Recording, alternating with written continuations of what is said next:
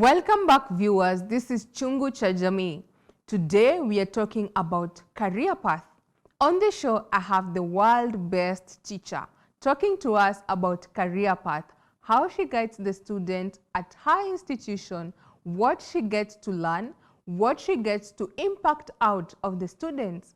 So Teacher Mercy, before we went on a break, I'd asked a question of how to find balance. Can you take us through?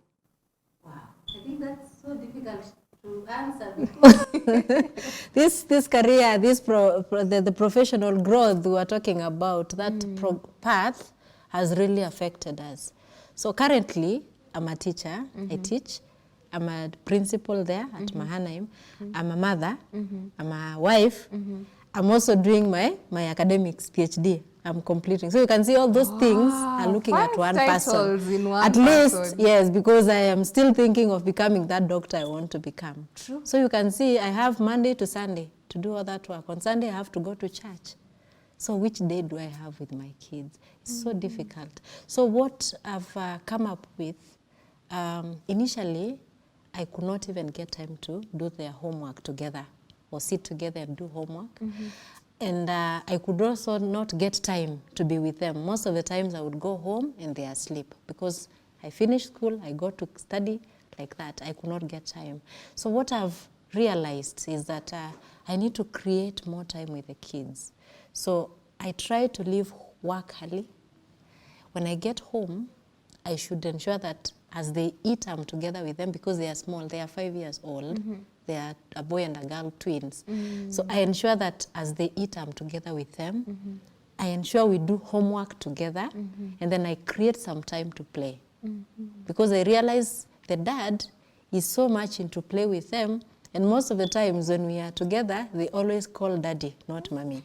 And that really affects me. True. So I need to get that time to play with them, even though it's 30 minutes every day. Then on Saturday, I've reduced coming to work. I try as much to be with them at home, at least on Saturday. Then Sunday, there is no nanny. On Saturday, there is no nanny. I work, I do everything for them. Then through that, I've seen the bond has started being created. Nice. Yeah, so that's what I'm doing. I hope it works for now. For you, that one now, it's on a personal level. Yes. And it is working, and I hope it is going to work. I hope so. Now, when you're talking to these students, now I want to balance because I'm in school, and there is this bit of, maybe I'm not from that well-off family, and maybe I'm business-oriented, and I also want to do business, and I also want to do something else.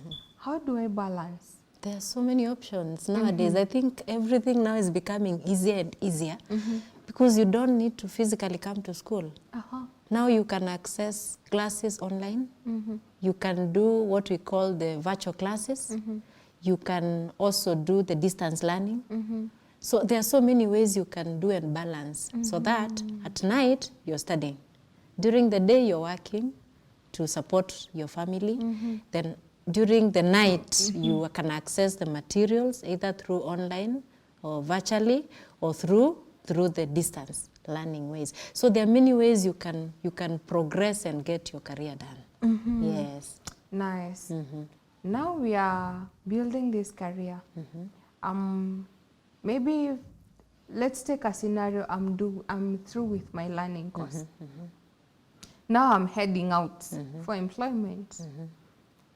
In the field, since COVID, we are embracing working from home. Before, we had full-time and part-time. Could you help us to understand the difference between the three? And how best should we choose? And what are the factors that makes you to settle for one? Yes. Okay, so when we talk about the full time, that's where you're required to be at work from 8, at least the Kenyan system from 8 to 5. You're supposed to be at work. No other engagements, you're there the whole day. That's full time. Now for the part time, you have some working hours. Maybe you come at 8 to 9, you go, or you have classes, or maybe if it's job, you're working maybe from this time to this time, then you can go out. So the difference between that maybe is because of somehow it's because of the format of the contract.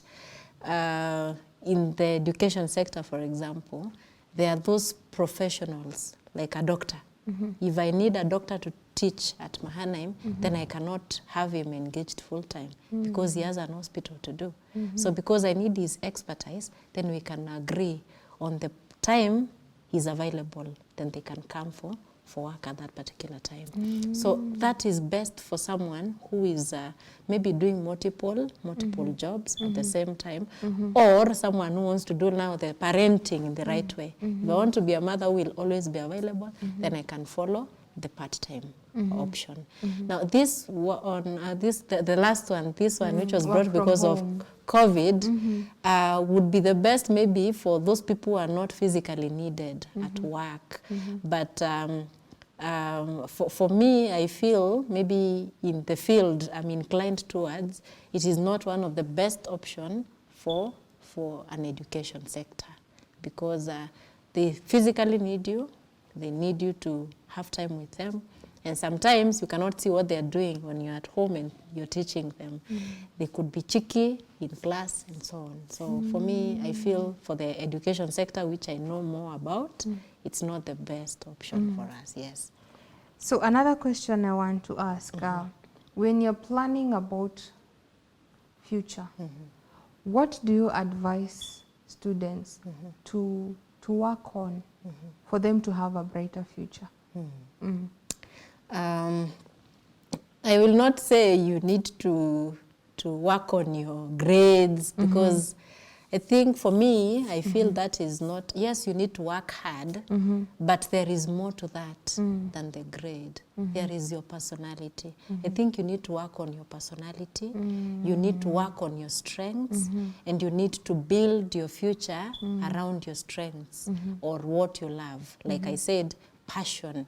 Think of something you can do even without being paid. Something you can wake up at night and you're doing and you're not complaining. Many times I see people come to work and they're looking forward to Saturday because they can rest.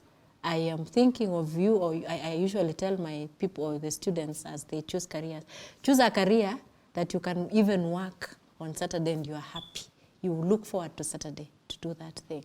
So other than that, I think you also need to work on your discipline. Avoid peer pressure, because that will affect you completely. If you're led to the direction which is not right, then of course you lose everything. You lose your direction. True. You will lose it for sure. Something else I want to maybe we touch on before we wind up. It's goal setting. When we are choosing careers, we also have to have a purpose and something that you want to achieve. That goal. Why do we need the short-term and the long-term goals, and what do we look for when you're setting them? Of course, the short-term and the long-term are needed, because you cannot build the whole of this building within 2 months. You need to plan. You need to go step by step. So the short term will help you, because when you have small milestones, then attaining the big milestone will be very easy. You cannot reach the milestone if you don't start from somewhere. So the starting point and the progression slowly is very important in life. So we need such milestones continuously, yes. Nice. Also, another thing maybe we should touch on, now that you're working and a mother, why are you in school again? Why do we need to enhance our knowledge and our skills based on the positions or the career that we are in already? Yeah, because one, there is a lot of competition nowadays. True. If you don't attain that competition, then you'll be left out. Secondly, technology changes every day. So we need to be up with the technology. As it grows, we need to grow. True. Again, we need, like now I said, the milestones we are talking about. Of course, for you to attain the goal, there are so many things. You did your academics, Now you need your professional skills, right? So continuously you need to keep on upgrading and growing yourself. Before, how the doctors used to do is not the same way they are doing today. True, so true. continuously you need to build up yourself. It's very important. Yes. So that's the reason I'm in school, so that I can also be at par with what is happening. True. Yes, in the market. True. I have learned so much from you today. I hope our viewers have learned the same. But before we wind up, could you give us a parting shot? Yes. So when we are making decisions, especially in our career, I would say I'll seek and ask the parents to support their children. If your child requires or likes singing, build that career. Don't push the students to do things they cannot do, because that leads to the bad things we see around. Students who are rebellious, who cannot listen to you because you cannot also listen to them. We need to be listening. And we also need to pick something that will build us at the end of it all. Yes, that's what I would say. Thank you so much, Madam Mercy, Thank you for too. honoring our invite and for sharing so much insight on this show.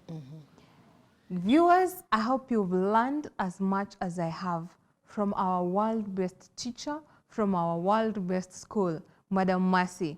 It was a privilege to hear from you. So viewers, what is your take home? Parents, students, what have you learned?